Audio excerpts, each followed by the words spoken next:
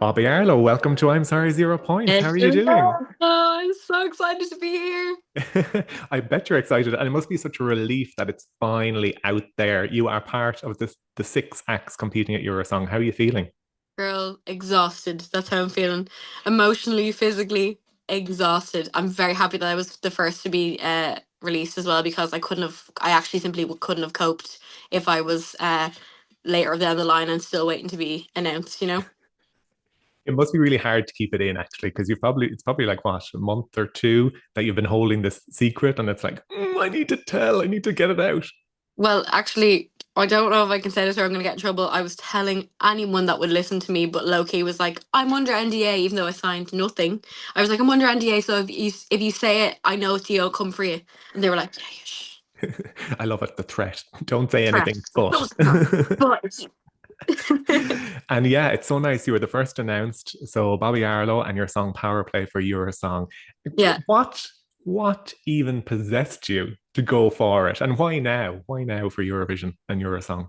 so since I was like a kid, I've always been a massive Eurovision fan. My mom used to hold Eurovision parties and stuff. So like from like six onwards, like as far back as I can remember, every year it was like a thing in our household. Like it was the week before the run up, we'd have like snacks ready, we'd have cheese boards. Like it was like a whole thing in our family.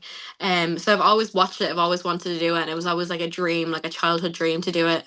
And then I kept getting tagged all the time when I started releasing music like 5 years ago.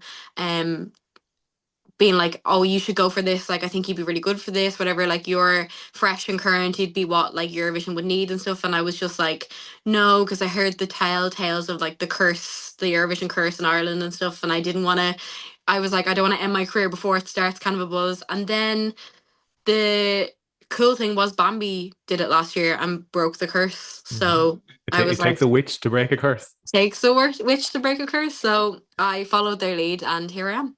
Perfect. And I know you have kind of been getting some similarities and comparisons to Bambi. Do Mm. you take that as kind of like a badge of honor, kind of something positive, or how do you take Oh, that? I think it's the most cool thing ever, to be honest with you. Like like if I could be compared to anyone, I would love it for it to be Bambi. But I think when you watch the show on the seventh, and you see us compete, I think you're gonna see a clear, very distinct difference in us. And also, if you really listen to our music, it's nothing alike. So I don't really get where I think they just see like black hair, alt looking person, and they just kind of bang us into the same kettle of fish. But I Mhm. think we're two very very different artists in general. But I'm very happy to be compared to them because they're an icon. So They're total icon, and we mm, love them. And they did such an amazing job at Eurovision. Like, oh my God, I still get shivers when I watch it yeah, back. Like, it's such a stunning production they did. I watch it like at least once a week. Yeah, yeah, it's inspiring actually. Yeah. And speaking, I suppose, of production,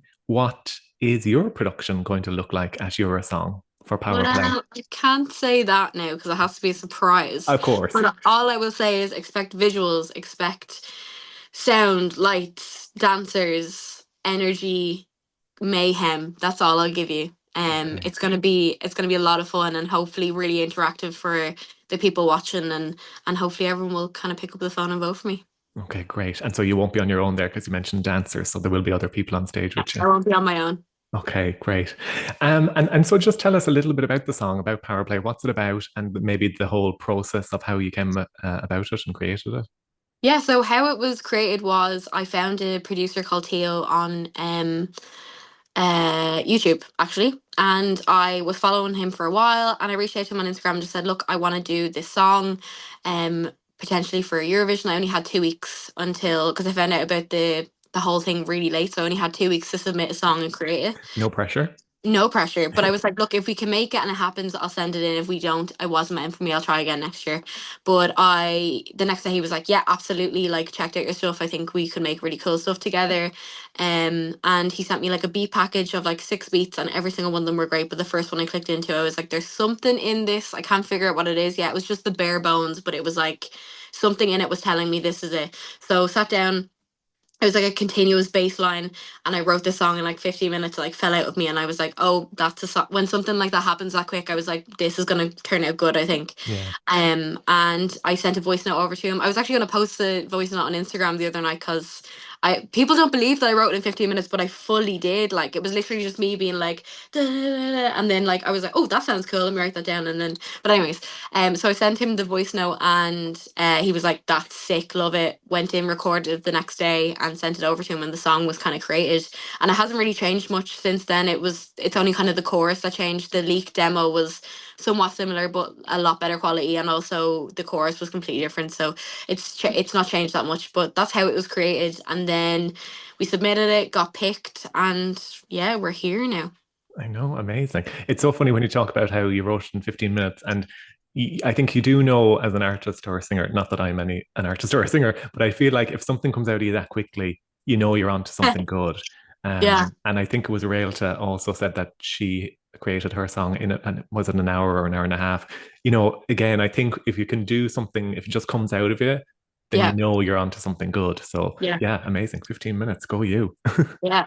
And that's like a hard task for someone that's riddled with ADHD. So I knew it was the right one. But of course, you're not a stranger to Eurosong because you did backing singer for Janet See, yeah, Grogan in Eurosong a few years back as well. So, yeah. so We you were clearly, robbed. you We were know robbed. what? She had a great song.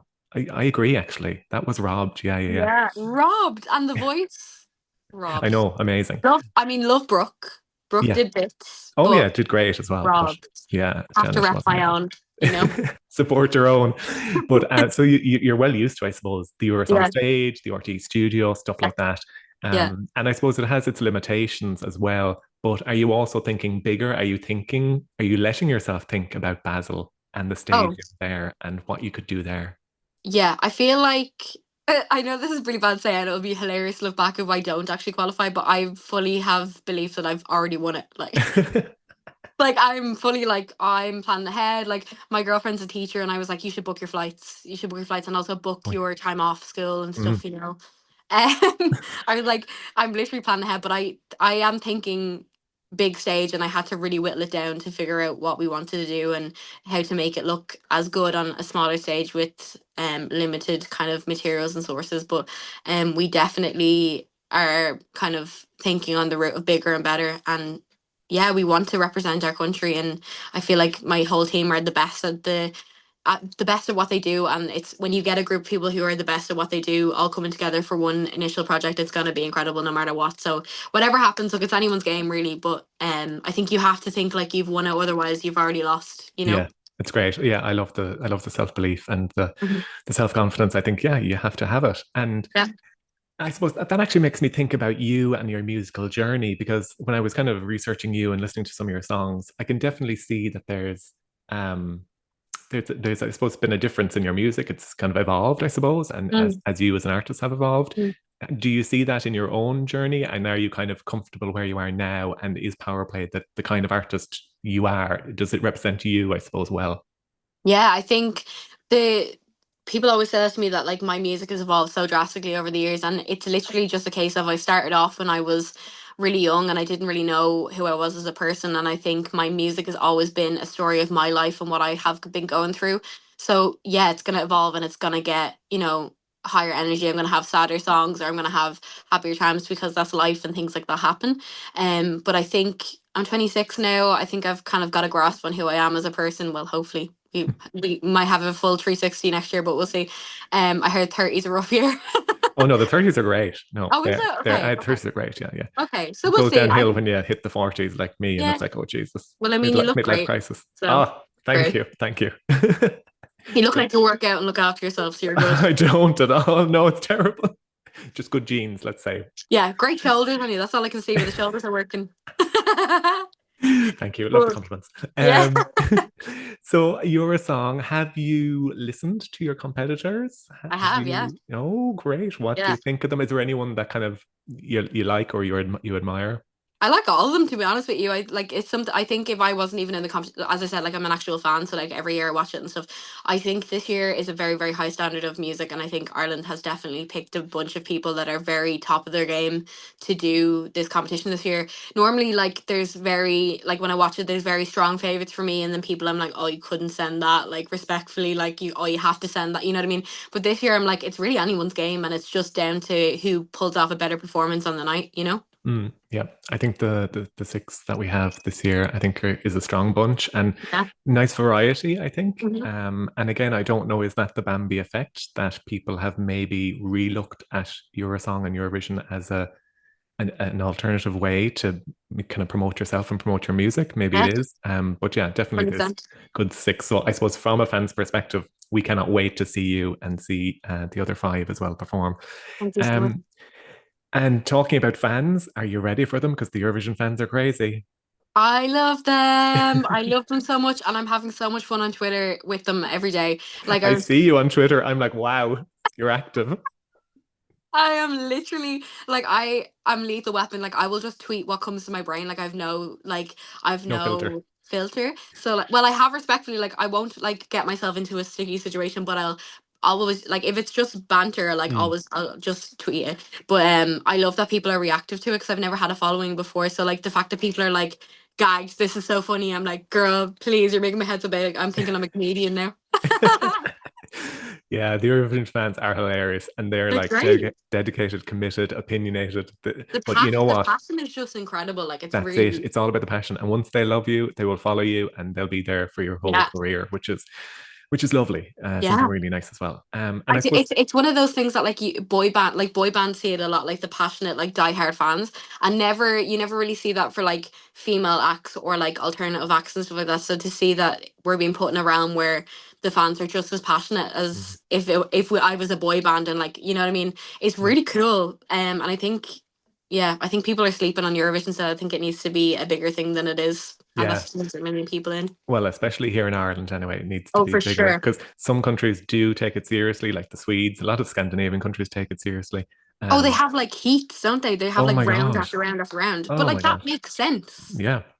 you know? But I don't know, Ireland, just for the past, whatever, 20 years, we haven't taken it seriously. But I think that has changed. I think Bambi has helped change that too. So For it sure. can It's only only gonna get get better. bigger and better. So I suppose speaking of Twitter and social media, where can the fans find you if they want to interact with you? On Instagram, TikTok, very vocal on TikTok and Twitter.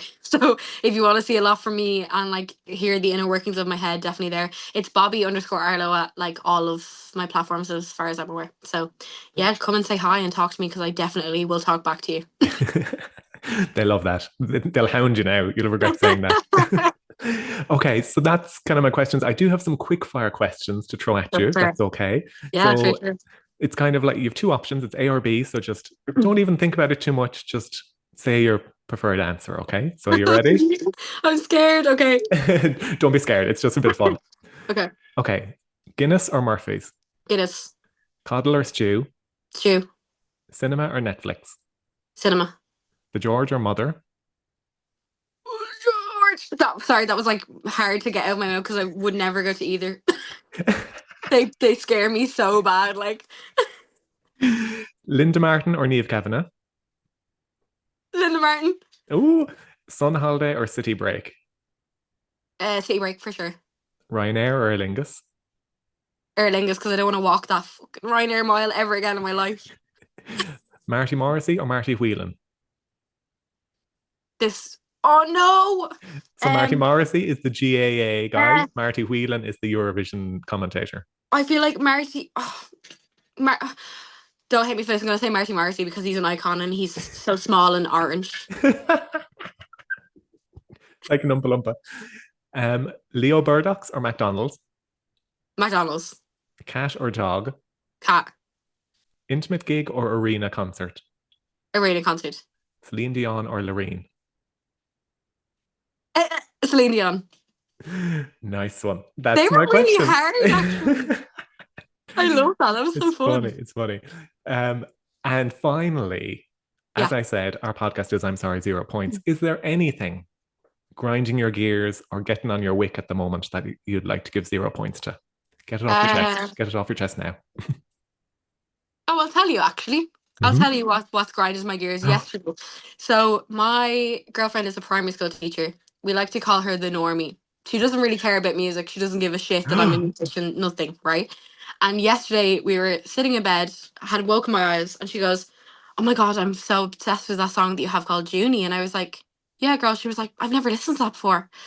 Found out she's never listened to any of my music before, and she's just discovered me.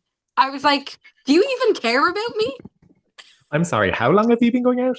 Well, in fairness, it's only been like 6 months, but Well, 6 months too long. Like that's sorry, in gay I'm terms, that's marriage, like.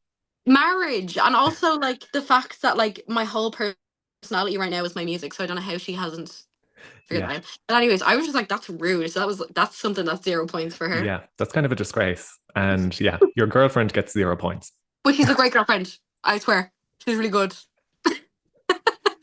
We're joking. We love her. Love you, Ash. Perfect. That is it. Thank you so much, Bobbi. And really, really, really best of luck in your song. Thank you so much. I'll chat to you so soon.